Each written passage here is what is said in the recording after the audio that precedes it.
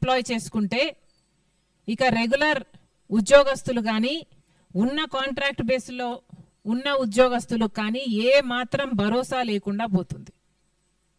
ఇది ఎక్కడి న్యాయం అని అడుగుతున్నాం. మోడీ గారు ముఖ్యమంత్రి అయినప్పటి నుంచే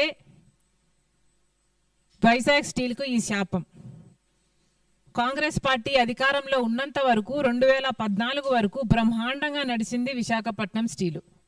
అసలు కాంగ్రెస్ పార్టీ చిత్తశుద్ధితో ఇందిరాగాంధీ దగ్గర నుంచి రాజీవ్ గాంధీ అయితేనేమి, ఆ తర్వాత పివి నరసింహారావు గారు అయితేనేమి, రాజశేఖర రెడ్డి గారు అయితేనేమి, ఇలాంటి ఎంతోమంది కాంగ్రెస్ పార్టీ నాయకుల చేత కలకలలాడిన ఈ ప్రాజెక్టు కాంగ్రెస్ పార్టీ అధికారంలో నుంచి దిగిపోగానే 2014లో మోడీ ప్రధానమంత్రి అవ్వంగానే ఒక శాపం లాగా మొదలైంది విశాఖపట్నం స్టీలుకు. ఎందుకని అడుగుతున్నాం. విశాఖపట్నం స్టీలు ప్రైవేటైజ్ చేయాలి అన్న ఆలోచన మోడీ గారు చేయడం దుర్మార్గం కాదా? విశాఖపట్నం స్టీలు లాభాలలో నడుస్తే దాన్ని ప్రైవేటైజ్ చేయడం సాధ్యం కాబట్టి విశాఖపట్నం స్టీల్ను క్రమేణా సైలెంట్ కిల్లింగ్ చేస్తూ మోడీ గారు ఈ రోజు వరకు కూడా విశాఖపట్నం స్టీల్కు సంబంధించి ఒక్క రకంగా ఆదుకోకపోగా ప్రతి విషయంలోనూ విశాఖపట్నం స్టీలుకు అన్యాయమే చేశారు.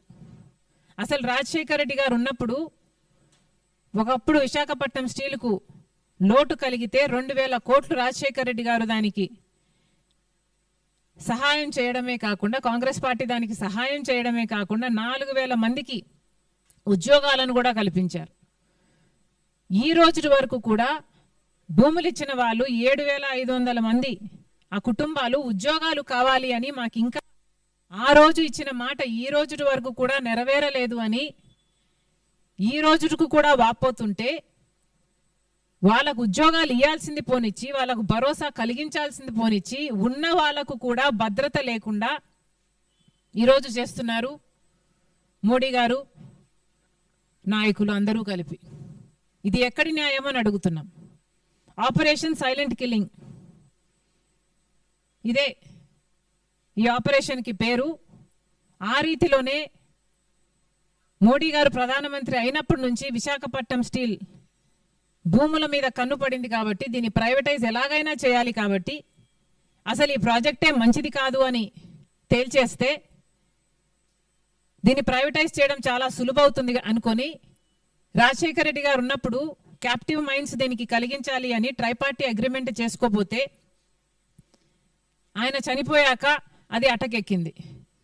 అప్పటి నుంచి ఏ నాయకుడు కూడా దీనికి క్యాప్టివ్ మైన్ ఉండాలని కానీ ఆలోచన చేసింది లేదు.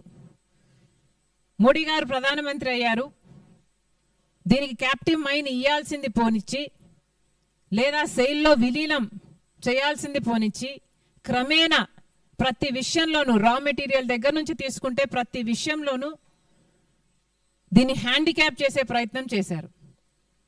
ఇప్పటికీ కూడా 10 లక్షల టన్నులు ఐరన్ కావాల్సి ఉంటే 5 లక్షలే ఇస్తున్నారు. అలాగే బొగ్గు సరఫరా అయినా, అలాగే ఎలక్ట్రిసిటీ అయినా, లేకపోతే లాజిస్టిక్స్ అయినా ఇలా ఒక్క దానికి కూడా సహాయం చేయకుండా ఆఖరికి మొన్న గంగవరం పోర్టుకు అయ్యే ఖర్చు కూడా జగన్మోహన్ రెడ్డి గారి పుణ్యమా అని రాజశేఖర రెడ్డి గారు గంగవరం పోర్టు 30 ఏళ్లకు మళ్ళీ ప్రభుత్వం చేతిలోకి రావాలని దాన్ని ప్లాన్ చేస్తే జగన్మోహన్ రెడ్డి గారు కేవలం 600 కోట్ల రూపాయలకి మోడీ గారి కోసం అదానికి అప్పచెప్పారు. దాంట్లో కూడా మళ్ళీ విశాఖపట్నం స్టీల్కే నష్టం జరిగింది. ఇలా ఒకటి రకంగా కాదు అనేక రకాలుగా విశాఖపట్నం స్టీల్ను కూనీ చేయాలని నిర్ణయించుకొని ఒక కుక్కను చంపాలంటే అది పిచ్చి కుక్క అని నిరూపిస్తే చాలు, జనాలే రాళ్ళేసి చంపుతారు అన్న పద్ధతిలో ఈ ప్రాజెక్టే మంచిది కాదు అన్న రీతిలో దీన్ని తయారు చేసి నష్టాల పాలు చేసి అప్పుల పాలు చేసి ఈరోజు ఈ స్థితికి తీసుకొచ్చారు.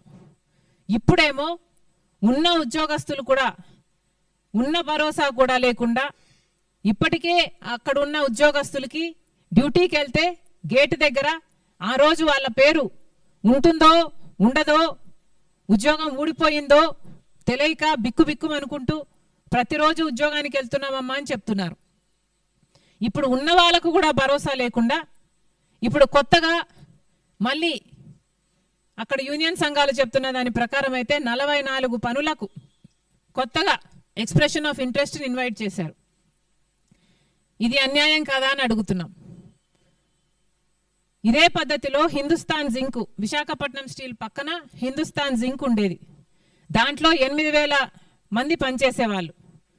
మోడీ పుణ్యమా అని దాన్ని ప్రైవేటీకరణ చేశారు. వేదాంత గ్రూప్కి ఇచ్చేస్తే వాళ్ళేమో మొత్తం ఉద్యోగస్తుల్ని తీసేసి నిలువ నీరు లేకుండా చేసి ఆ హిందుస్థాన్ జింక్ సంబంధించిన ల్యాండ్ను మొత్తం రియల్ ఎస్టేట్గా మార్చేసి వ్యాపారం చేసుకుంటున్నారు.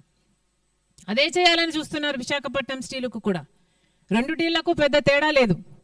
విశాఖపట్నం స్టీలుకు కూడా 20,000 ఎకరాలు భూములు ఉన్నాయి. ఈ రోజుటి వాల్యూ అయినా దాని 4 లక్షల కోట్ల పైనే దాని విలువ ఉంటుంది. కేవలం ఆ భూముల మీద వీళ్ళ కన్ను పడింది కాబట్టి ఇదంతా చేస్తున్నారు. ఇది అన్యాయం కాదా? అసలు విశాఖపట్నం స్టీలు ఆంధ్ర రాష్ట్రానికే తలమానికం. అలాంటప్పుడు దీన్ని కాపాడుకోవాలని ఒక్కరైనా ఎందుకు ప్రయత్నించడం లేదు అని అడుగుతున్నాం.